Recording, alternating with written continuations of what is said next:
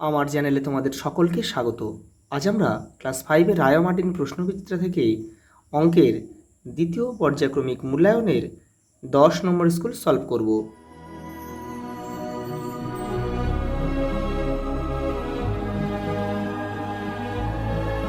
দেখো 10 নম্বর সেট, তোমরা যারা আগের সেটগুলো দেখোনি চ্যানেলের প্লেলিস্টে যাবে, ওখানে কিন্তু দেওয়া রয়েছে। সেখানে পরিবেশ বাংলা দেওয়া আছে। প্রথম প্রশ্ন দেখো, 63/99 ভগ্নাংশটিকে লঘিষ্ঠ আকারে প্রকাশ করো। দেখো এখানে আমি করে দিচ্ছি 63/99। দেখো এটাকে 9 দিয়ে যদি 9 দিয়ে কাটবে, দেখো এটাও কাটবে এটাও কাটবে। দেখো 9 দিয়ে কাটলে এটা হয় 7 লম 63, এটা 9 দিয়ে কাটলে 9 11 99, অর্থাৎ 7-এর 11। তোমরা এটা 3 দিয়েও কিন্তু কাটতে পারতে। দেখো BODMAS বদমাস নিয়মে ডি এর অর্থ কী? দেখো ডি মানে ডিভিশন, ডিভিশন মানে ভাগ। ডির অর্থ কি? ভাগ। বা আমরা কি লিখতে পারি? আমরা ডিভিশন লিখতে পারি।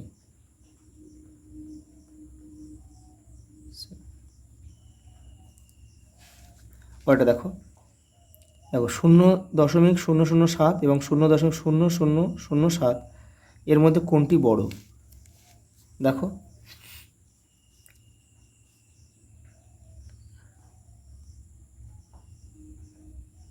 0.007, আর এখানে রয়েছে আমরা পয়েন্টটাকে মিডিলে রেখে 1 2 3 4, তাহলে এখানে একটা 0 দিয়ে দাও। দিয়ে দেখো এটা কী হচ্ছে, দেখো এটা 70 হয়ে যাচ্ছে, এটা শুধু 7, তাহলে কি এটা বড়? তার মানে এটাই আমাদের বড়।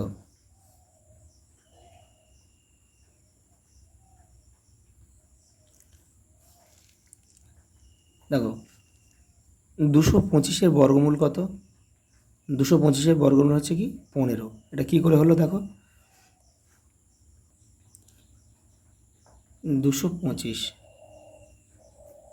5 আছে 5, এটাকে ভাঙতে হবে। 5 দিয়ে ভাঙলে হয় 4 5 20, 5 5 25। আবার দেখো 5 দিয়ে যাচ্ছে, 5 5 লম 45, 3 3 9। তাহলে এটা যেহেতু বর্গমূল বলেছে, 5 গুণ 5 আর 3 গুণ 3। এই দেখো বর্গমূল থেকে যখন বাইরে আসে, দুটো থেকে একটা বাইরে চলে আসে, তাহলে দুটো 5 থেকে একটা 5 আসবে, আর একটা দুটো 3 থেকে একটা 3 আসবে, আর 3 5 15। তাহলে আমাদের 15 হচ্ছে উত্তর। পরের প্রশ্ন দেখো, বিন্দু কাকে বলে? যার দৈর্ঘ্য প্রস্থ উচ্চতা কিছুই নেই,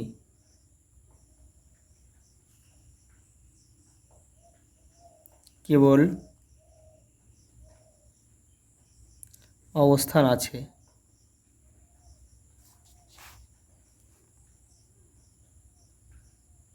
তাকে বিন্দু বলে।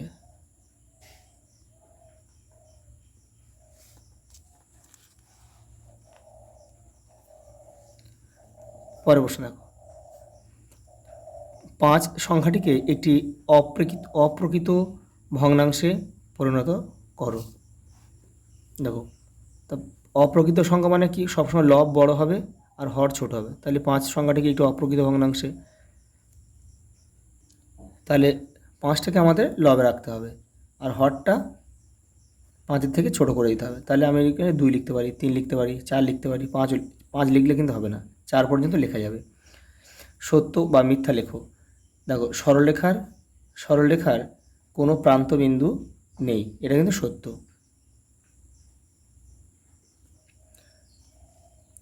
দেখো 5 3/2-5 সংখ্যাটির অনন্যক কত?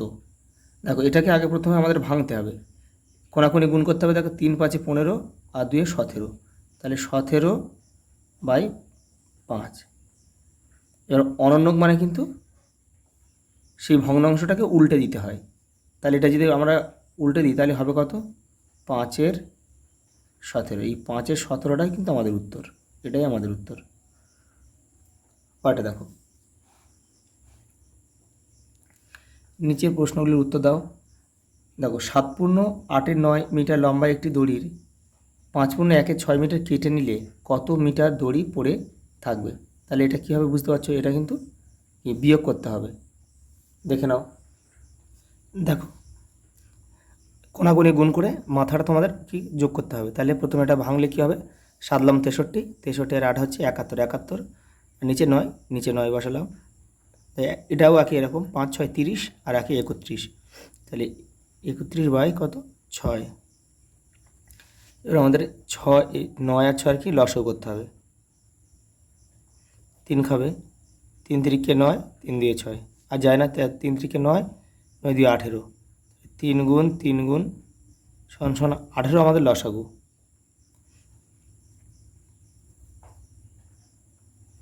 18, 9-এর সাথে কত গুণ করলে 18 হয়, 2, সেই 2টা মাথায় গুণ করতে হবে।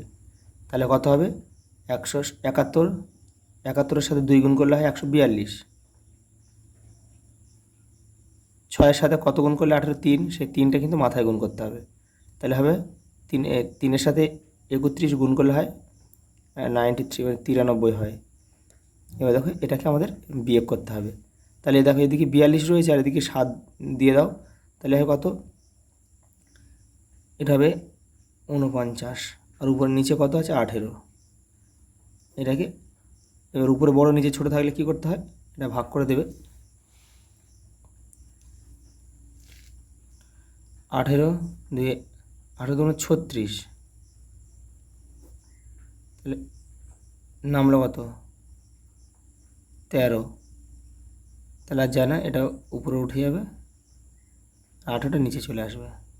তাহলে 2 গুণে 13 18 মিটার লিখতে হবে, এটা মিটার আছে। এটাই আমাদের উত্তর। পরের প্রশ্ন দেখো, একটি আয়তক্ষেত্রের পরিসীমা 120 মিটার ও প্রস্থ 20 মিটার হলে আয়তক্ষেত্রের দৈর্ঘ্য কত, দেখে নাও। দেখো পরিসীমা দেওয়া আছে 120 মিটার আর প্রস্থ দেওয়া আছে শুধু 20 মিটার। এর পরিসীমা মানে আমরা জানি এই চারিদিকের বেড়াটাকে বলা হয় পরিসীমা। তাহলে এটা প্রস্থ 20 মানে এপারেও 20, তাহলে 20 20 দেখো 40 হয়ে যাচ্ছে। তাহলে 120 থেকে 40 বাদ দাও 80, সেই 80টা দুজনের মধ্যে ভাগ করে দাও, তাহলে এটা 40 এটা 40, তাহলে দৈর্ঘ্য কত 40। কিন্তু আমাদের এখানে এটা সূত্রে ফেলে আমার অঙ্কটা করতে হবে। দেখো তাহলে আয়তক্ষেত্রের দৈর্ঘ্যের সূত্র দেখো,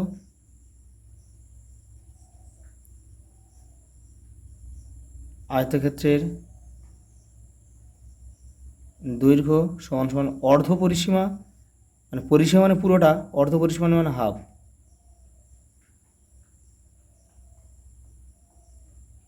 অর্ধ পরিসীমা বিয়োগ প্রস্থ। দেখো পরিসীমা কত, পরিসীমা 120, তাহলে অর্ধ পরিসীমা কত, তাহলে অর্ধ পরিসীমা হবে কিন্তু 60, তার মানে 120 ভাগ 2, অর্ধ মানে হাফ, এটা দেখিয়ে দিলাম, বিয়োগ প্রস্থ কত, প্রস্থ 20 মিটার লিখতে হবে। তাহলে দেখো এটা ভাগ করলে হয়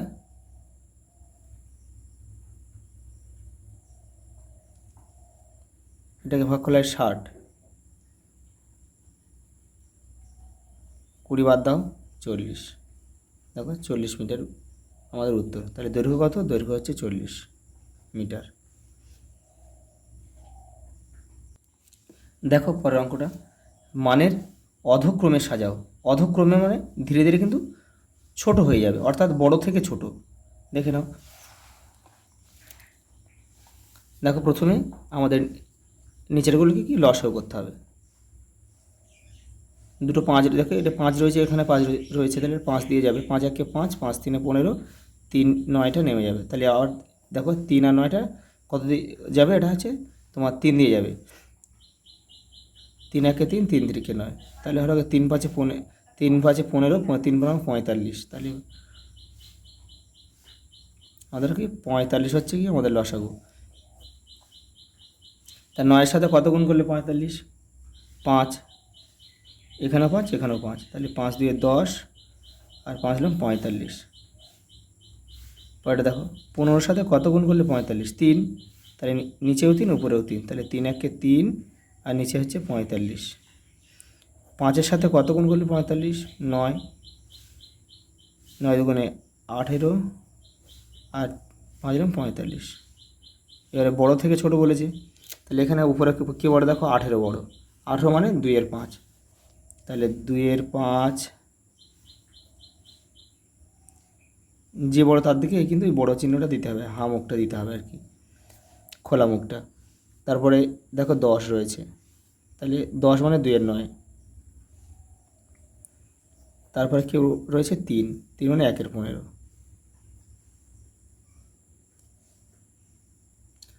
পরেরটা দেখো একটা বিয়োগ রয়েছে, দেখো এই যে প্রথমে কি আমাদেরকে এটাকে ভেঙে নিতে হবে। দেখো কোনাকুনি গুণ করে 4 2 8, 8 আর 3 মানে কোনাকুনি গুণ করে মাথাটা যোগ, তাহলে 4 2 8 আর 3 11, তাহলে 11 আর নিচে 4, 14 এটাও একই, 14 14, 14 আর 9 কত 23, তাহলে 23 উপরে নিচে 14, তাহলে 4 আর আমাদের 14 কী করতে হবে, লসাগু করতে হবে।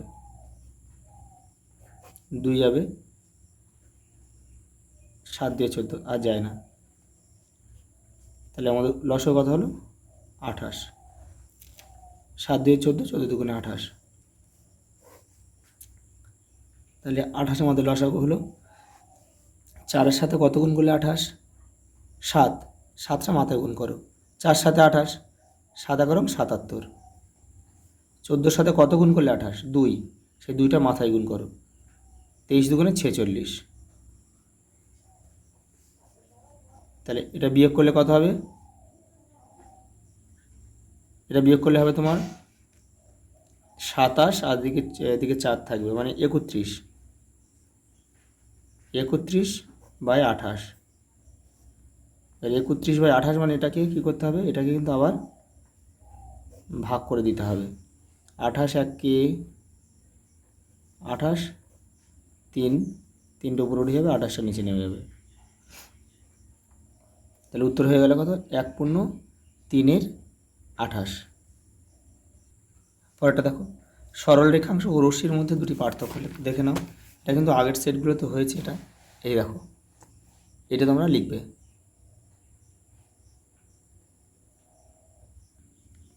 দেখো 3 দেখো একটা সরল দিয়েছে, দেখো সরলটা দেখে নাও। প্রথমে এখানে প্রথম বন্ধনীর কাজ আমরা আগে করব, তারপরে দেখো এটা 6 থেকে 3 বাদ দাও, 3 বিয়োগ দাও 24/4 গুণিতক 6 থেকে 3 বাদ দাও 3। এবার দেখো আমাদের সরল করার যে নিয়ম আছে BOD-MAS, সেখানে কিন্তু ভাগের কাজ আগে, মানে বদমাসের যে নিয়ম রয়েছে সেখানে ভাগের কাজটা কিন্তু আমাদের আগে করতে হবে। তাহলে 24কে তোমরা 4 দিয়ে ভাগ করো, 4 6 24, 3টা চলে আসবে, বিয়োগ এটাও কিন্তু আগে করে নেবো আমরা, ভাগের কাজটা আগে করব। 4 6 24, 6 আর 3 4 12, সরি 3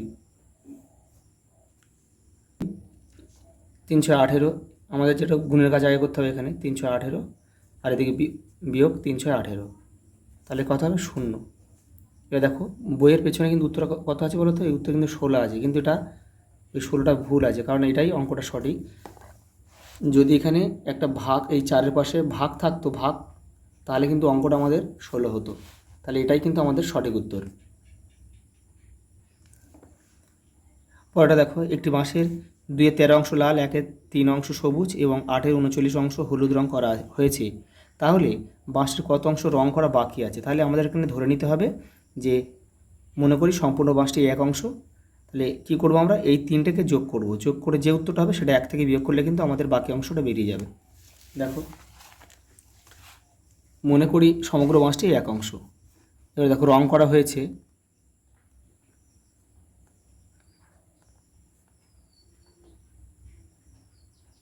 রং করা হয়েছে কত, দেখো 2-এর 13 যোগ 1-এর 3 যোগ 8-এর 39 অংশ রং করা হয়েছে এটা। তাহলে দেখো এখানে আমার 13 3 আর 39 লসাগু কত, দেখো 3 13 আর 39 লসাগু কত, দেখো 3 যাবে, 3 1-এ 3, 13 নেমে যাবে, 3 13 39, তাহলে কত 13 খাবে, তাহলে কত 3 13, 3 আর 13 হচ্ছে আমাদের লসাগু, তো নাকি 39 লসাগু হয়ে গেল। এবার এখানে 39 বসাও। দেখো 13 সাথে কত গুণ করলে 39, 3। তাহলে সেই 3 তার 39, 3, তাহলে 3টা মাথায় গুণ করো, 3 দুগুণে 6। এখানে দেখো 3-এর সাথে কত গুণ করলে 39, 3, 13, সেই 13টা উপরে গুণ করতে হবে। 13 এককে 13, 39-এর সাথে কত গুণ করলে 39 আর 1, একটা মাথায় গুণ করো, 8 এককে 8। তাহলে দেখো এটা কি হয়, কত 13 আর 6 দিয়ে 19 আর 8 8 27, 27-এর 39। এটা দেখো 3 দিয়ে কিন্তু কাটবে, 27 3 দিয়ে কাটে, 3 লম 27, 3 13 39। তাহলে হচ্ছে কত 9 আর 13, 9 13 অংশ হচ্ছে রং করা হয়েছে। দেখো তাহলে অতএব বাকি আছে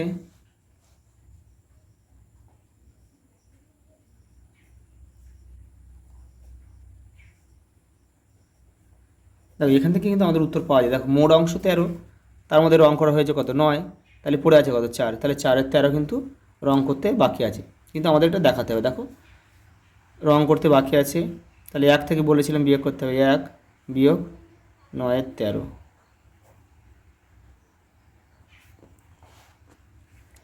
দেখো 13 লসাগু পূর্ণ সংখ্যা, তাহলে পুরো গুণ হয়ে যাবে। তাহলে 13 এককে 13 আর 13 13 মিলে গেলে উপরে 9টা বসে যাবে। দেখো 4/13, এটাই আমাদের কিন্তু উত্তর।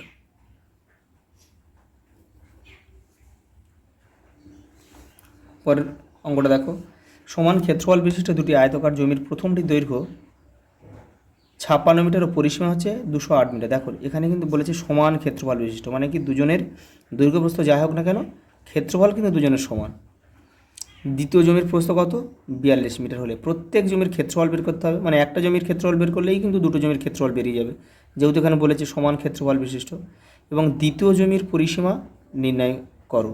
তাহলে দেখে নাও, তাহলে আমাদের কিন্তু প্রথমে করতে হবে কি, আমাদের এই প্রথম জমিটার পরিসীমা দেওয়া রয়েছে এবং দৈর্ঘ্য দেওয়া আছে, এখান থেকে আমরা প্রস্থটাকে বের করে নেব। প্রস্থ বের করে দৈর্ঘ্য প্রস্থ গুণ করলে আমাদের কী হবে, ক্ষেত্রফল বেরিয়ে যাবে। দেখে নাও, দেখো প্রথমটা দৈর্ঘ্য দিয়েছে কত 56 মিটার আর পরিসীমা দিয়েছে 208। তাহলে আমাদের এখানে এই পরিসীমা আর দৈর্ঘ্য থেকে আমরা কিন্তু প্রস্থটা পেয়ে যাব। তাহলে দেখো পরিসীমা মানে চারিদিকের বেড়া, তাহলে অর্ধ পরিসীমা মানে কত, হাফ হয়ে যাবে, এই 104 হয়ে যাবে। এবার দেখো আমরা প্রস্থ, তাহলে দেখো আয়তক্ষেত্রের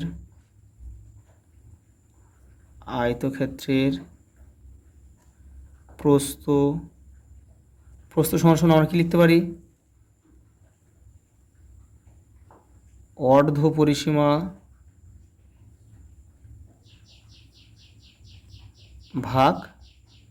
অর্ধ পরিসীমা বিয়োগ হচ্ছে দৈর্ঘ্য।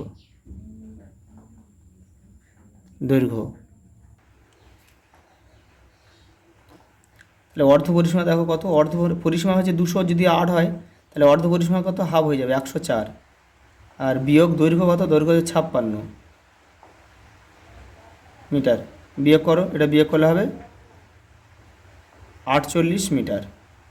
তাহলে আমরা প্রস্থ পেয়ে গেলাম কত, 48 মিটার। এর প্রস্থ যখন পেয়ে গেলাম তাহলে আমরা ক্ষেত্রফল পেয়ে যাব। তাহলে ক্ষেত্রফল সমান সমান দৈর্ঘ্য গুণ প্রস্থ বর্গ মিটার। দৈর্ঘ্য কত, দৈর্ঘ্য দেখো, দৈর্ঘ্য 56 আর প্রস্থ কত 48, এটা গুণ করো, এটা গুণ করলে হবে 2688 বর্গ মিটার। তাহলে আমরা কি পেলাম, ক্ষেত্রফল কিন্তু দুটো আয়তক্ষেত্রের ক্ষেত্রফল কিন্তু পেয়ে গেলাম। তাহলে এটা কত হবে 2688, এটা হবে 2688, মানে 2688 বর্গ মিটার হচ্ছে ক্ষেত্রফল পেয়ে গেলাম।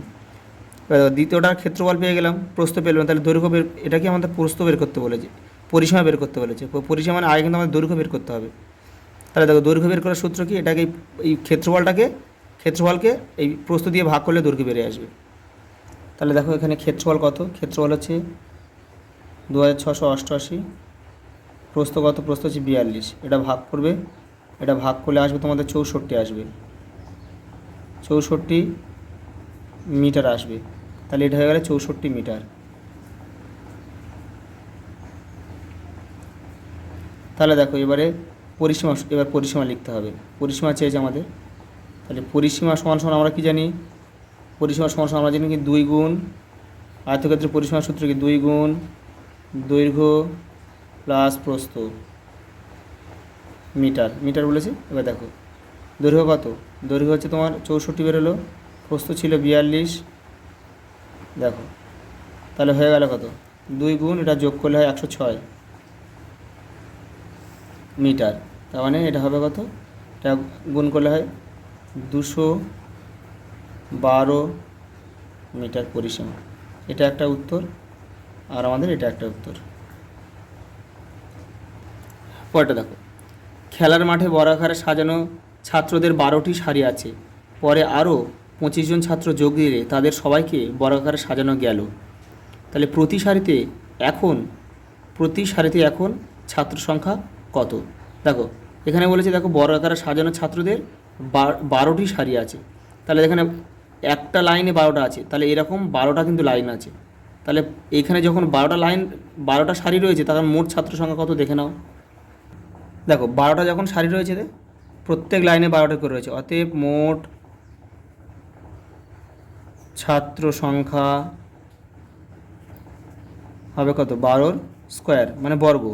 তাহলে 12কে যদি বর্গ করা হয়, তাহলে কি 12কে 12 দিয়ে গুণ করতে হবে, হয়ে যাবে কত, 12 12 144 জন। তারপরে কি পরে এসেছে কি কতজন, দেখো পরে বলেছে 25 জন ছাত্র এসে যোগ দিল, তাহলে 25 জন এসে যোগ দিল, অতএব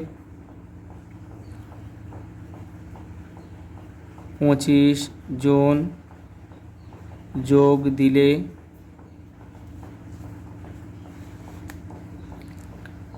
মোট ছাত্র হবে 144 যোগ 25 জন। তাহলে দেখো 4 9 6, দেখো 3 সরি এটা একই হবে, তাহলে 100 কত, 169 জন। তাহলে 169 জন রয়েছে, এবার 169 জনকে এবার কতগুলো সারিতে রাখা যাবে। দেখো 169টাও কিন্তু একটা সংখ্যার বর্গ, তাহলে দেখো এটাকে আমরা কী করতে হবে, এটাকে আমাদের ভাঙতে হবে। তাহলে এখানে আমরা লিখব কি, প্রতি সারিতে ছাত্র সংখ্যা কী করবে তোমরা, এটাকে এই বর্গমূল করে দিতে হবে। 169কে ভাঙলে কী হয়, দেখো এটা ভাঙলে এটা 13 13 169, তাহলে আমরা কী লিখতে পারি, এটাকে ভাঙলে আমরা লিখব কি 13 গুণ 13,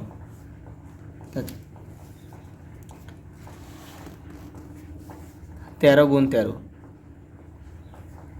তাহলে এই বর্গমূলের নিয়ম কি, দুটো থেকে একটা বাইরে চলে আসে, দেখো দুটো থেকে দুটো 13 রয়েছে, একটা 13 বাইরে চলে আসবে।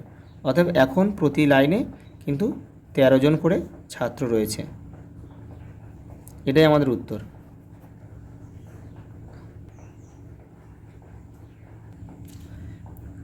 ডেভিড 2 ঝুড়ি আম বিক্রি করার জন্য বাজারে গেছে। প্রথম ঝুড়িতে দেখো এত কেজি, দ্বিতীয় ঝুড়িতে এত কেজি আম আছে।